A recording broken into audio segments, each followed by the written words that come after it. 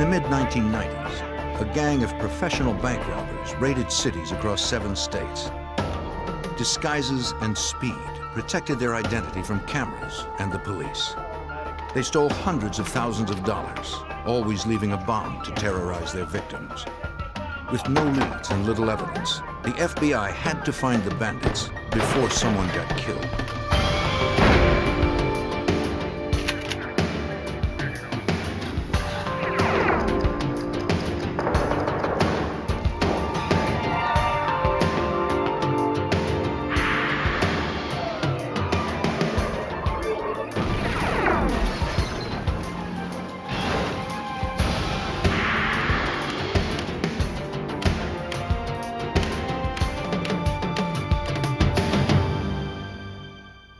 Across the Midwest, a band of armed robbers struck banks at the rate of nearly 1 per month. They attacked with lightning precision and lethal force. They were in and out in 5 minutes. I'm Jim Kallstrom, former head of the FBI's New York office. The stakes were raised when the FBI discovered the robbers had an agenda beyond personal wealth. To stop these violent extremists, the FBI need to capture their terrorist leaders.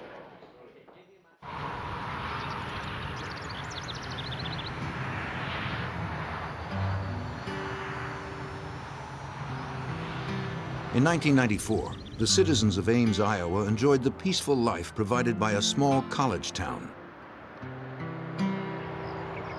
Many newcomers had moved to Ames because of the area's low crime rate. On January 25th at 10:30 in the morning, 2 men entered a bank in town. All right, this is a robbery! Everybody down on the floor! Down, down, down on the ground! Down, get on the floor! They wore ski masks and held semi-automatic pistols. They ordered everyone to the floor. The teller managed to set off a silent alarm without being seen. The FBI office in nearby Des Moines was alerted to the robbery in progress. The agency had primary investigative jurisdiction in crimes involving federally insured money. Agents immediately responded, but they were 30 miles away from the bank.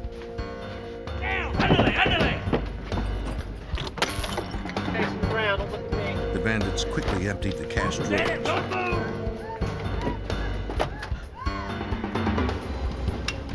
Don't look at me, face the ground. One of them pulled out what appeared to be a bomb.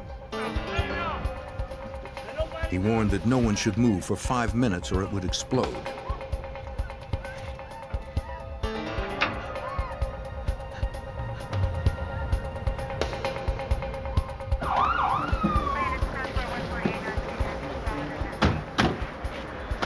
The employees and customers evacuated as soon as they could.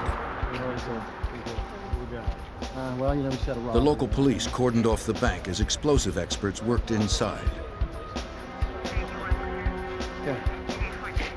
The bomb proved to be a diversion. 2 road flares bound with duct tape. The employees described how one of the gunmen leaped over the counter to grab the money.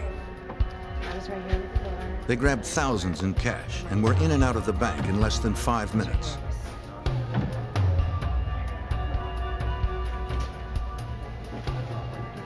Agents interviewed the witnesses.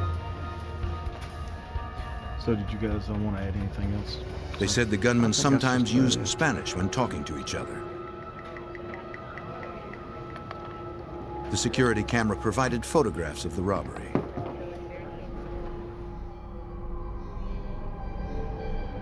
Ski masks effectively hid the faces of the assailants.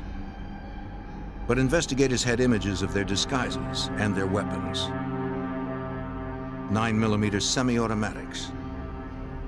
Because the perpetrators wore gloves, they did not leave any fingerprints. Detectives used electrostatic tape to recover a footprint from the counter. The precautions taken by the bandits had effectively obscured their identities. Special Agent Ken Moore of the Des Moines, Iowa FBI field office was immediately concerned that they were dealing with dangerous professionals. Now, most bank robbers try to enter banks as quietly as possible, go up to one teller counter. and proceed to rob the bank and then leave as quietly as they can. These individuals came in very violently, fast. Agent Moore wanted to apprehend the suspects as quickly as he could. But the FBI had nothing of value to lead to their identity.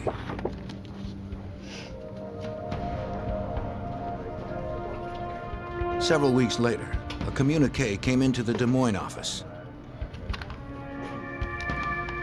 It alerted area FBI of a February 15th bank robbery in Davenport, Iowa. Agents contacted the Davenport office to see if the incident might be related. Hello? Yes, well, I think The agent described two gunmen wearing ski masks and black overcoats that had invaded a Davenport bank. The thieves used the same Spanish phrases as the Des Moines bandits. They also hopped over the counter to empty the cash drawers. There was one significant difference. This time, the bandits left a real explosive, a pipe bomb instead of a fake. Fortunately, the detonator was missing. Disarming it had slowed down the investigation. What that device does is it requires more manpower that could be out conducting an active investigation. Instead, they're at the bank making sure things are safe. Investigators believed that the similarities between the incidents were more than coincidental. After the Davenport bank robbery, we realized that the same individuals were responsible for both bank robberies. This was our first connection to possible serial bank robbers. Okay. See you later. Have a good night. In the next 4 months, Cincinnati, Green Bay, and Kansas City suffered similar crimes. There appeared to be a pattern of their robberies. There appeared to be two regions where they were robbing banks, the Midwest region as well as the Ohio region. We were trying to logically connect those two regions and why banks were being robbed that way. The robberies occurred between 10 and 11 in the morning when banks were less populated. Each time, the bandits were out in less than 5 minutes, always leaving an inert bomb as they fled. The wide geographic spread of targets made their next moves impossible to predict. I'll get back with you. The FBI needed to find some evidence that would lead to the suspects.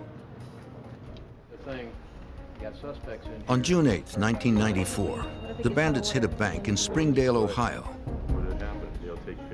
They drove away with over $11,000. A bystander saw them use a brown Chevrolet as their getaway car.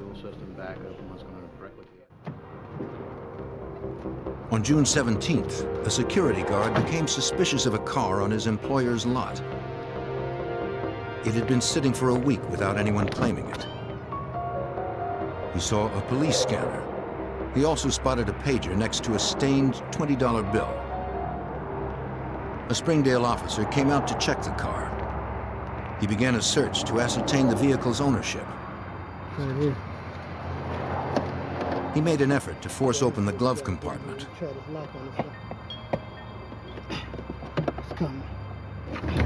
A grenade tumbled out. The hand grenade turned out to be another inert explosive, but its presence linked the car to the bank robbery.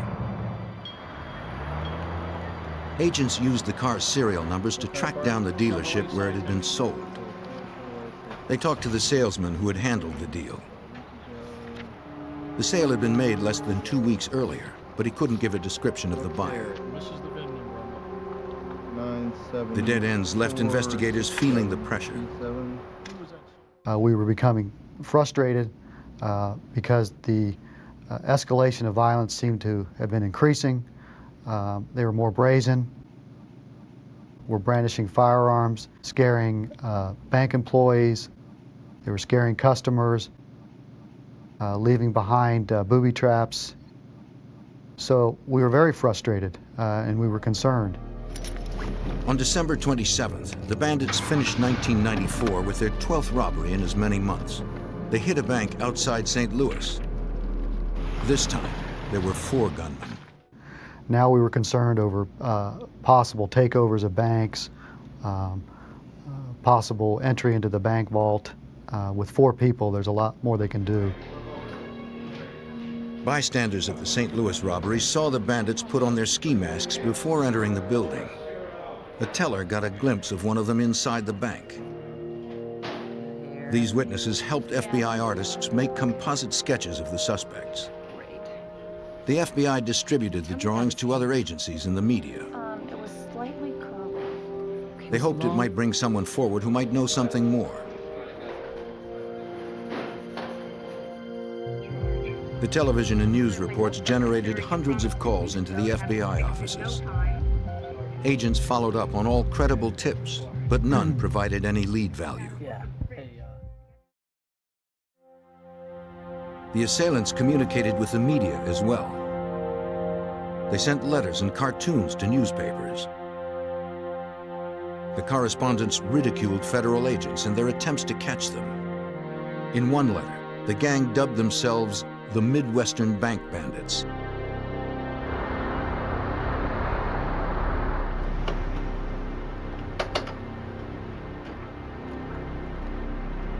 The bandits sent another message to authorities in one of their getaway cars. An investigator searched a vehicle used in a robbery near St. Louis. On the front seat, the gang had left a newspaper clipping about Timothy McVeigh, the Oklahoma City bomber.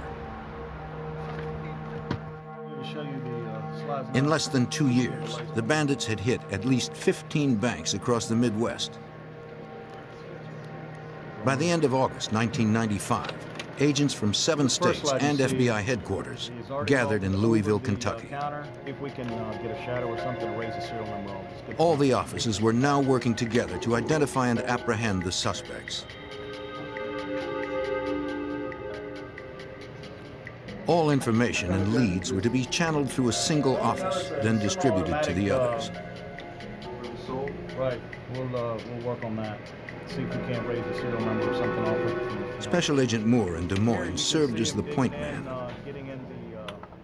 The meeting also resulted in all case agents going back to their office, reviewing all files to see if there's anything they may have missed or anything of lead value that might assist us in identifying the suspects. Supervisory Special Agent David Welker found a phone tip that came into his Cincinnati office after a June 1994 robbery.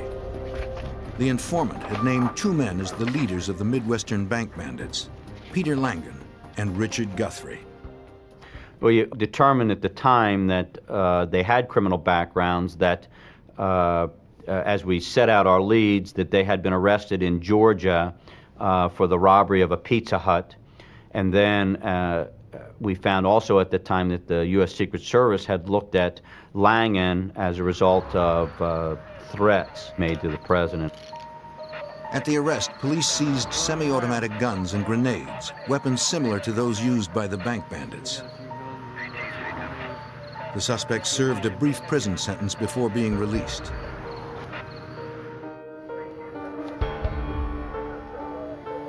Agent Welker was able to pull their mugshots. He compared the photographs with the artist's sketches made after the St. Louis robberies.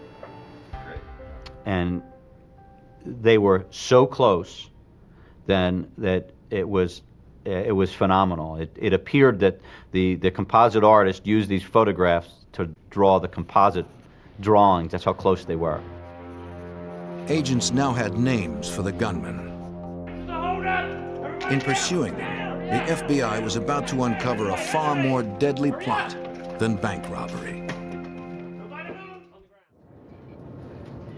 In 1995, the FBI hunted the Midwestern Bank Bandits. The day before Thanksgiving, the 4 gunmen struck another bank in St. Louis, their 21st robbery. Their disguise included ATF hats, the same caps worn by federal agents from the Bureau of Alcohol, Tobacco, and Firearms.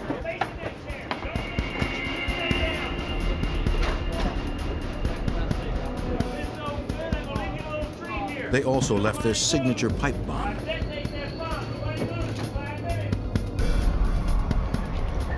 None of these explosive devices had gone off. they had either been inert or lacking detonators.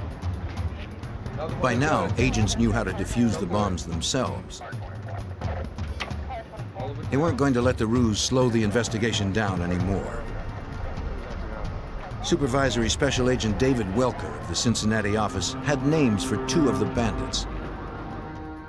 But Peter Langan and Richard Guthrie were living underground, surfacing only when they struck another bank. Clearly, we've identified the right people. We're trying to develop as much information about these people and their contacts as possible. But the best part about it is we have leads to follow. In the intervening months, the informant who had provided the names had moved from Ohio. The first set of robberies to tear gas Canister. Special Agent Ed Woods of the Cincinnati FBI field office tracked the informant to Georgia, where he lived with his new wife and child. This fella had been an associate of Langan and Guthrie in the past, had removed himself from that lifestyle and was starting a new life for himself. And I think he was ready to put all that behind him. So when I interviewed him, he cooperated fully. I need to ask you a few questions. The informant had met Langan in 1991 at a white supremacist rally. The Bible says, "Thou shalt not covet thy neighbor's wife and the black neighbor." Right. They shared similar beliefs about race and government. Don't need it. A year later, Langan proclaimed his intention to form the Aryan Republican Army. It was going to start a revolution against Washington and its federal agencies like the FBI and ATF. It's your tax money they're taking. Langan had been inspired by the Order, an established terrorist group. I mean, you know what I'm saying? You're breaking your back. You know what I'm saying? The Order had financed their racist agenda by robbing $4 million from banks and armored cars. Hey, how's it going? That evening, Langan introduced Guthrie as his compatriot. Explain all about that. Yeah, definitely. We can, 2 months before the first bank robbery, they asked the informant to become a member of the Aryan Army. Well, I've got some stuff here. I think that He declined to join the new gang, we can certainly use some of it. Yeah, here. but he did agree to pitch in. What we got from this cooperating witness was the scope of their activities, the surgical planning for their bank robbery activities, the fact that now we learned for the first time that their activities aren't just bank robbery and criminal matters. It relates to white supremacy. The informant helped Langan case the bank in Springdale, Ohio.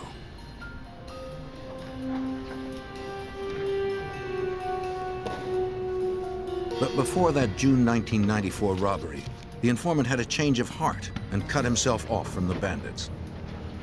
Concerts sometimes, things like that. He had participated enough to be charged as an I'm gonna need you accomplice. to help as we go on here. The FBI promised not to prosecute him if he that'll do assisted. for right now. They were ready I to make a appreciate it. deal to capture Langan and Guthrie. Once we determined that they had broken off other white supremacist organizations to form their own, it certainly ratcheted the investigation up just another notch. Agent Welker suspected it was only a matter of time before the Midwestern bank bandits turned their racial prejudice into violence. The gang was back in Cincinnati, hitting another bank in December 1995. During their escape, one of the bandits bumped into a teenager. The gunman demanded her purse. She refused to comply.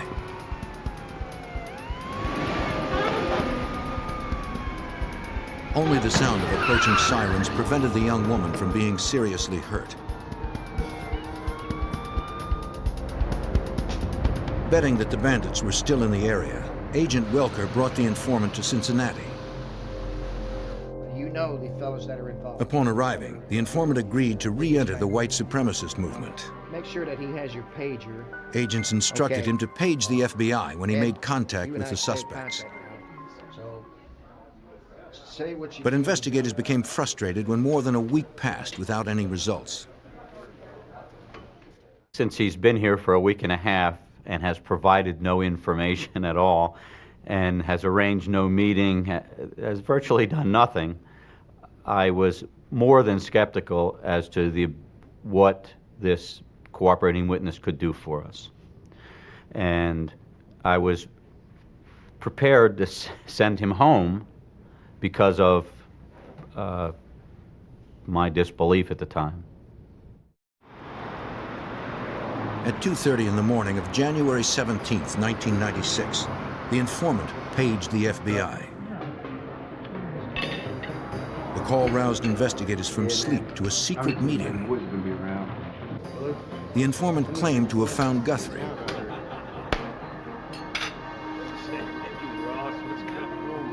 He was finishing dinner with a friend when Guthrie unexpectedly showed up.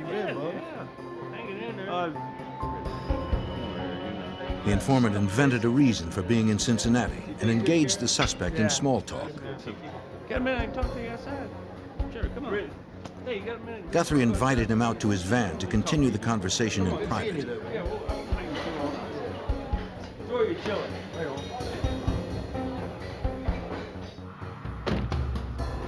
While they sat in the parking lot, the suspect asked his old friend to reconsider joining the gang. Some serious stuff here. You talking about a little bit. Guthrie showed off an assault rifle and a bag of armor-piercing bullets.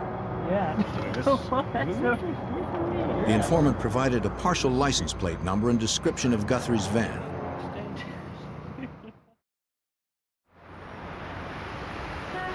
Agents still doubted his credibility. So I had Agent Woods arrange to have the cooperating witness in the FBI office at 4 o'clock on Sunday afternoon. I didn't want him to know why he was there. I just wanted him to be there. And then I arranged for my division's polygraph examiner to be there, and I wanted a polygraph of him. I wanted to make sure that what he was telling us was true. The informant agreed to take a lie detector test. I think he's lying. You think he's lying? He's all over the place. Give him a chance and he didn't tell The us. examiner determined that the young man had been deceptive in his answers during the test. I'm telling the truth. Listen. The piece of paper there, this polygraph doesn't lie. Listen, He I have insisted he was somebody telling the who truth. can make a quick phone call. Please, let me make one phone call. One second. I can prove it. I'm I gonna can give you prove it. one more phone chance. call. Yes, One come phone on. call. Make it a good one. To prove it, he placed a call to the friend with whom he had had dinner. Hey, what's going on, man? Good, man. Yeah. The speakerphone allowed the agents to hear everything. Hey, what happened with you and Guthrie, man? He took you out in the van. Yeah, Guthrie wants you in, man. Yeah. Without prompting, the Yeah, friend we did. We immediately spent some asked time about his together. time with Guthrie. So now we had to make a decision, and the decision is, do we believe the polygraph or do we believe the phone call? I think at the time, I think the decision we made was the right one. That is, we have to believe the phone call. It was an unprovoked response by the friend. The informant arranged to meet Guthrie on Monday at their mutual friend's apartment. FBI agents assembled an arrest team. They staked out the location, ready to capture the suspect when he arrived.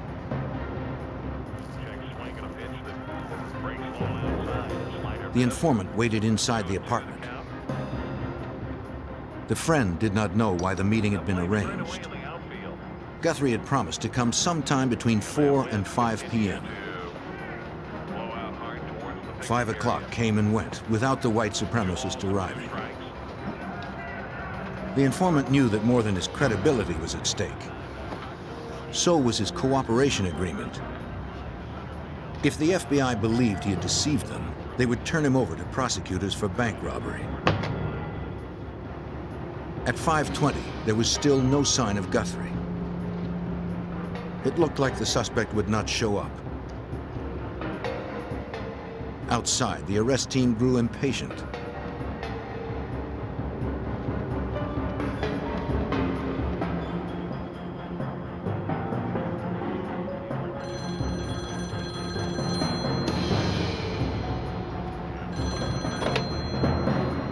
Hey, what's up? Yeah, he's here. It was Guthrie on the phone.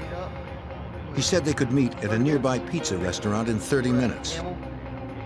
All right, 30 minutes. Camel, you down? Yeah, yeah.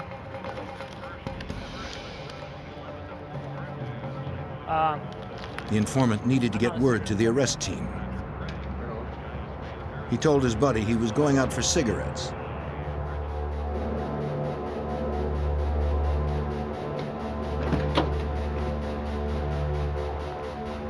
Hey, I'm sorry about the delay. Everything's taken care of, though. The informant told the agents about the call. Yeah. The meeting's been changed a little bit. We're meeting just a little bit up the road. Everything's still fine, though, okay?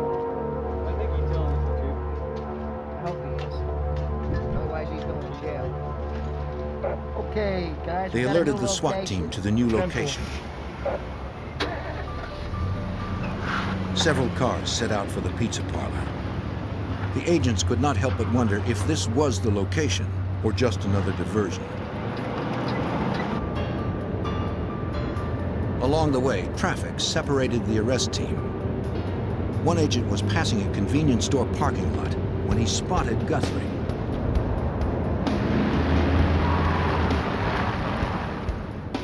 He turned around and radioed to the others that the suspect had been sighted.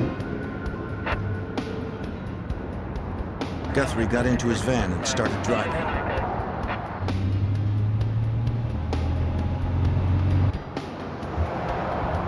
The agent stayed on the van's tail, hoping the rest of the team would catch up. He was alone, following a suspect considered highly dangerous. But he was determined not to let Richard Guthrie get away. In January 1996, the FBI pursued Richard Guthrie.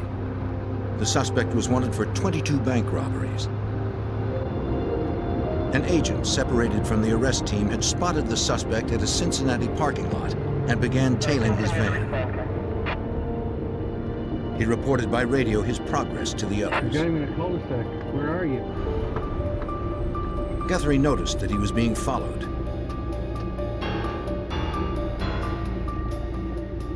An informant had reported that he was armed with automatic weapons and armor-piercing bullets.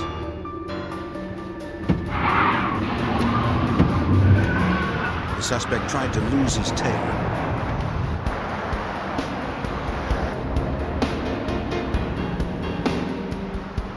The arrest team caught up with the lone agent and joined the chase. Guthrie couldn't shake them. Get him in that cul-de-sac. He unwittingly turned into a cul-de-sac.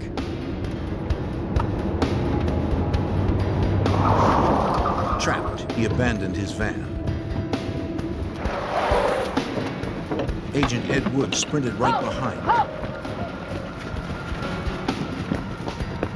He caught up to the gunman. It was almost as if it was in slow motion where like you could almost read his mind, what he's thinking. He's thinking, I believe, is this it? Is this the last standoff of this white supremacist? And quite frankly, what I expected him to do was to turn and start firing. Guthrie came to a riverbank. He had no escape. Agents boxed him in. I've been in law enforcement for over 20 years, and I've never seen a look on a face like Guthrie's at the time. And Guthrie, as he was looking at us, he was deciding whether he wanted to die right then. He was deciding whether he wanted to pull a gun and take on everybody who was standing there.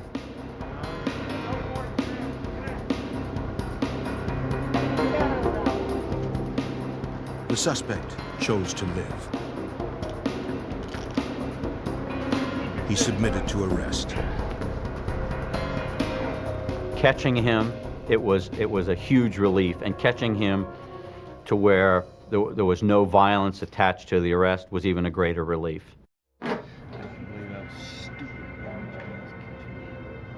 Once in custody, Guthrie began talking. Banks around the Midwest. He told investigators how he stayed in touch with the other primary suspect, Peter Langan. What were their names? What are these numbers right here? The friends used coded voicemails to contact one another.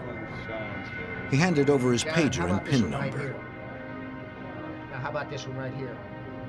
He claimed his next meeting with Langan was to be in Indianapolis. John, did you get that? Guthrie's lawyer made an agreement with the FBI. For later consideration in sentencing, they could take the suspect with them to use as bait. Under the arrangement, the accompanying agents weren't allowed to question Guthrie about his crimes. Agent Welker sought another way to ply information from the bandits' leader. I assigned 2 agents to guard him. One agent is a former Harrier pilot in the Marine Corps, and the other is our principal firearms instructor. And of course, over a 2-day period, there was a lot of discussion going on. I was well aware that Guthrie had an interest in flying, and he had a keen interest in weapons.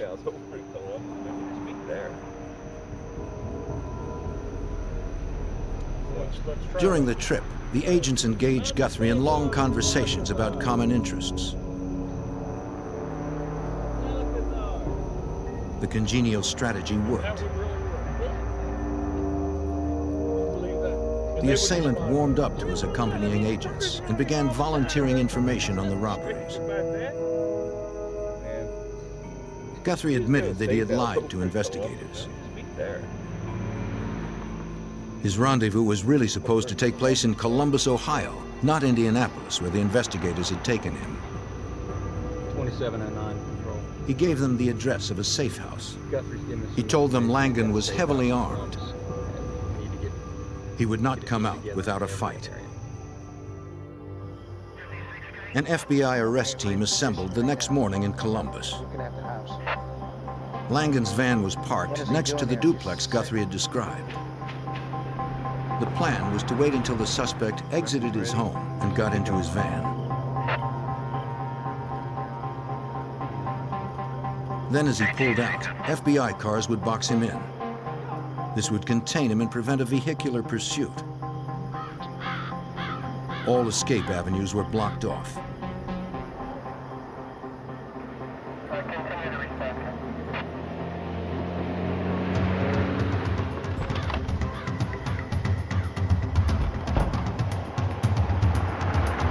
At 9:30 a.m., Langan left the duplex carrying a canvas bag. Agents suspected this held an assault weapon.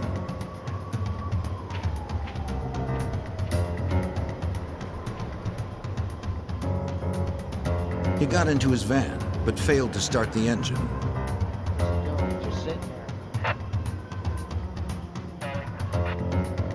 The arrest team waited for the word. Once he was observed getting into the van, the adrenaline for everyone there was flowing. Everyone knew something was going to happen. The suspect sat motionless. Agents didn't know if he was planning something. He seemed as if he anticipated the arrest. Finally, the signal went out to move in. Let's take him, let's take him. In what agents thought was a suicide move, Langan had decided to put up a fight.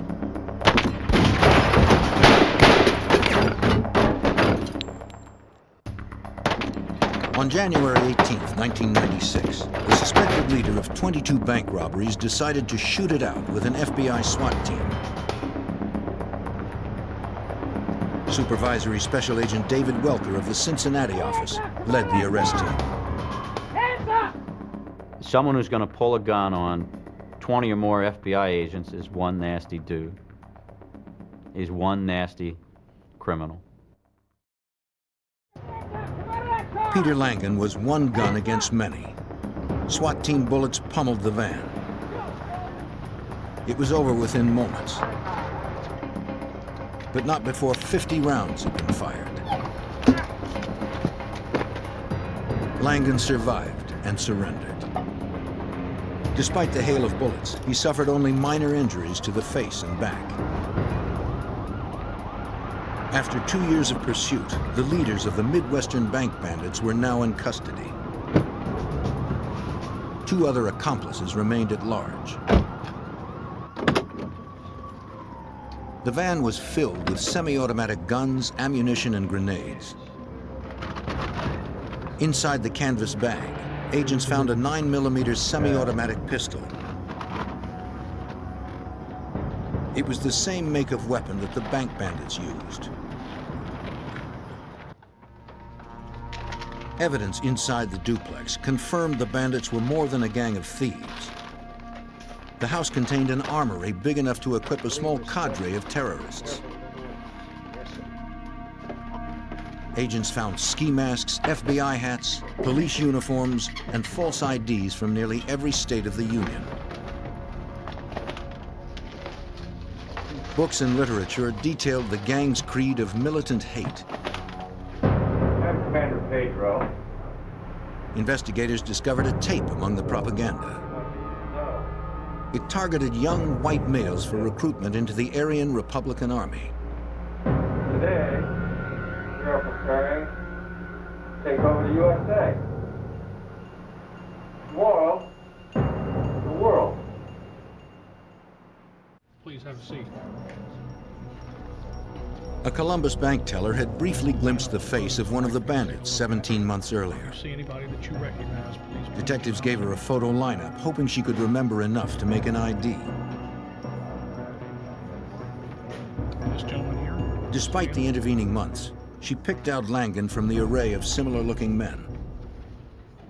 Bank and rob it. I mean, While Langan refused to cooperate, Guthrie agreed to tell all he knew. I don't know. Agents debriefed him 10 hours a day for 10 straight days. How many accomplices did you have? Oh. He could recall all the places, times, and dates. It took 99 pages to detail the 22 robberies. Cotton John, okay. But when it came to his at-large accomplices, Guthrie only knew their first names. The bank bandits had been assembled like an underground terrorist cell. Personal information on others was kept to a minimum to prevent capture. Guthrie could only offer that the man he knew only as Scott was involved in music. The man he knew as Kevin was the nephew of a police officer. This is Supervisor Special Agent. Both lived in the Philadelphia area. Yeah. The scanned information was forwarded to Pennsylvania. Special Agent Joe Hendrickson of the Philadelphia FBI field office was initially overwhelmed by the request. There was no hope of finding these people with that information. I sat back and had a cup of coffee, and then I said, well, I'll go contact the Philadelphia Police Department. And there's a possibility that maybe their personnel records indicate nephews, but I was in much doubt that that type of record existed, because I know that in my outfit, I did not list nieces and nephews in my personnel file.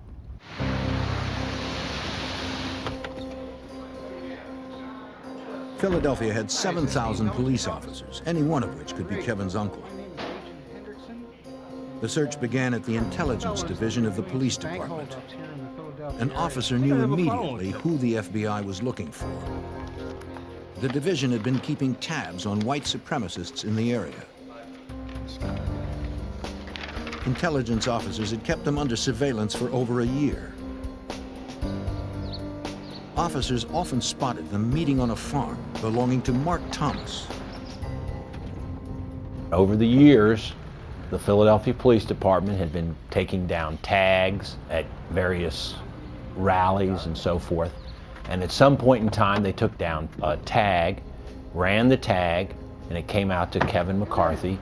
And then they said, you know, we've got a lieutenant here that has that name. They contacted him, and lo and behold, they found out that Kevin McCarthy was attending Aryan Nation rallies.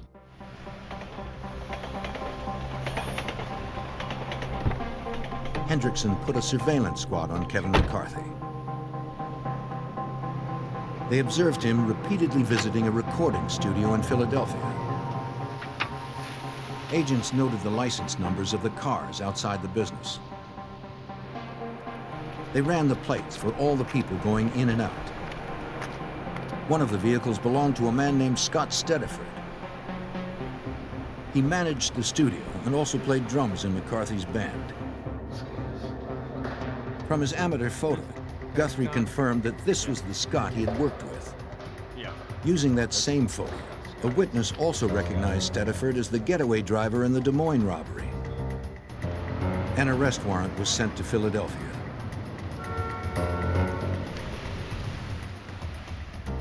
The studio presented too many risks for officers to invade en force. Agents could not be sure who was inside and what weapons might be hidden. They didn't want another shootout. I'm writing it for my mom, actually, and these are the lyrics I came up with. And Two undercover agents posed as father and daughter. Yeah, Dad, does that work for now? The female agent asked Stediford about the cost of studio time. She claimed she wanted to record a song for her mother. Can you grab your guitar? As Stediford considered a quote, the undercover agents confirmed that he was alone and unarmed. FBI, freeze! Up! Okay, turn around. Up. You're under arrest. Turn around. Hands behind The agents drew on him. They placed him under arrest. Nothing to do with that. The FBI did not have an arrest warrant for Kevin McCarthy. They feared that he would run once he heard about Stediford's capture. What we ended up doing was we brought his uncle, the Philadelphia police officer, with us. We felt that with his blood relative, the law enforcement presence, and the total set of circumstances, that we hoped that he would somehow be convinced that the thing to do would be to cooperate. The uncle entered the basement bedroom.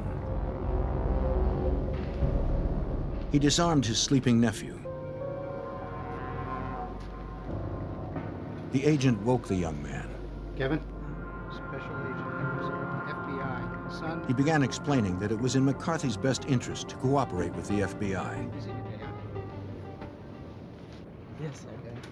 We kind of know what went on today. We know who Only did it. suspicion tied the young man to the crimes. Things are going to go a lot easier on you, all right? The agent needed a confession. You have something you want to give us? He showed McCarthy the 99-page admission made by Guthrie.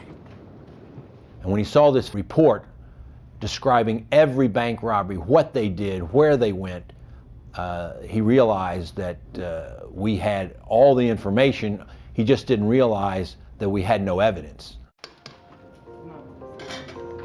The young man was overwhelmed. He voluntarily turned over the weapon and clothing he used in the robberies. When he began to confess, his uncle stopped him and advised him to get a lawyer. With all the suspects now in custody, agents considered their investigation wrapped up.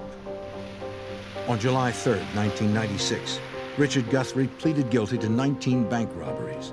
He agreed to testify against his accomplices. With his cooperation, prosecutors considered their case airtight.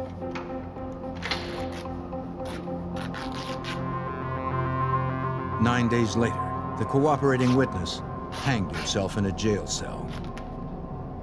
The suicide devastated the government's case. Now, that created a major problem for the prosecution because since Guthrie could no longer be cross-examined, his information couldn't be used directly against Langan. If the other bank bandits were going to be convicted, the FBI had to find someone else who could corroborate Guthrie's confession. In 1996, the legal case against the Midwestern bank bandits was on the verge of collapse. The chief cooperating witness had killed himself. Without his testimony, the evidence against his captured co-defendants was slim. Special Agent Joe Hendrickson spearheaded the investigation in Philadelphia. These bank robbers were very, very good, and the evidence that they left behind at every robbery was zero. They were fully masked, fully gloved. Their weapons were untraceable. Hendrickson helped convince Kevin McCarthy to plead guilty and turn state's witness. But prosecutors needed more than one cooperating felon to convict the others. Investigators focused on the man who had steered suspects into the Aryan Republican Army. Mark Thomas had turned Scott Stediford and Kevin McCarthy into outlaws. Thomas edited a newsletter and webpage for white supremacists. His literature and videos had swayed many young men into racist and anti-government organizations. And we felt that even though he was not personally involved in these crimes, that he had caused these crimes to come about, and therefore he was responsible. And based on conspiracy laws, we felt that it was quite possible to go after him for conspiring to commit bank robbery. The FBI made weekly contact with Thomas at his Pennsylvania farm. They wanted to know about his activities, but more importantly, they wanted to keep pressure on him. 15 years. 15 years. You live here alone? You know, I've had about enough of you guys coming over here and messing with me. They made it clear that they suspected him and weren't going away.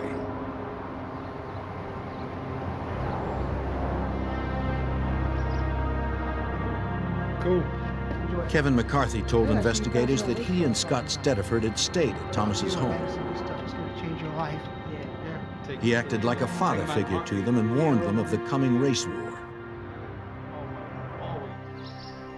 He brought the young men to live in Elohim City, a white separatist compound in Oklahoma.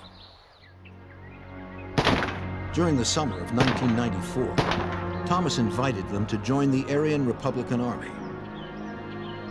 In mid-October, Scott Stediford agreed. He participated in his first bank robbery 2 weeks later.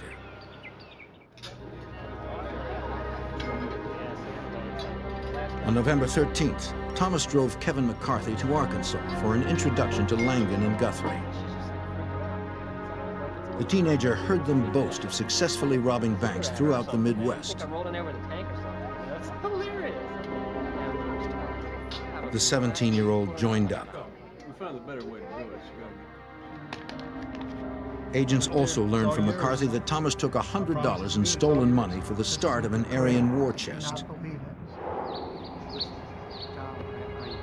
Over the months of contact, agents caught Thomas in several lies about his activities.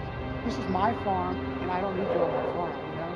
So They took what they had to U.S. prosecutors. okay, I'm doing what he says. The United States Attorney's Office decided that based on the cooperating witnesses' testimony, we were going to arrest him. Even though it was a very slim case, it was a close call, as the United States Attorney's Office would say, but we're going to put out an arrest warrant for him. Thomas heard that the FBI was going to pick him up on a charge of conspiracy. He agreed to surrender after calling the media to witness the event. He told the press their presence prevented his assassination. Thomas pleaded not guilty at his arraignment hearing on February 4th, 1997. No comment. He asked to meet with the FBI the next day. That's where Mark Thomas caved. He signed a 7-page plea agreement that corroborated Kevin McCarthy's confession. The government's case was now solid. This was the biggest surprise of anyone's involved in the case.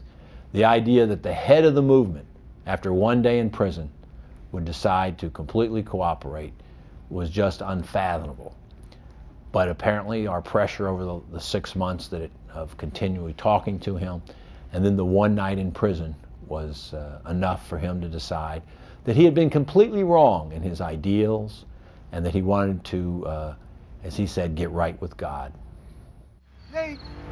Mark Thomas was sentenced to 9.5 years in prison. Peter Langan was convicted on bank robbery and gun charges. He received life without parole. Kevin McCarthy got 5 years. His testimony helped convict Scott Stediford on 2 counts of armed bank robbery. The court sentenced Stediford to 29.5 years. In America, extremist groups enjoy the freedom to maintain their beliefs. They are constitutionally protected until they cross the legal line.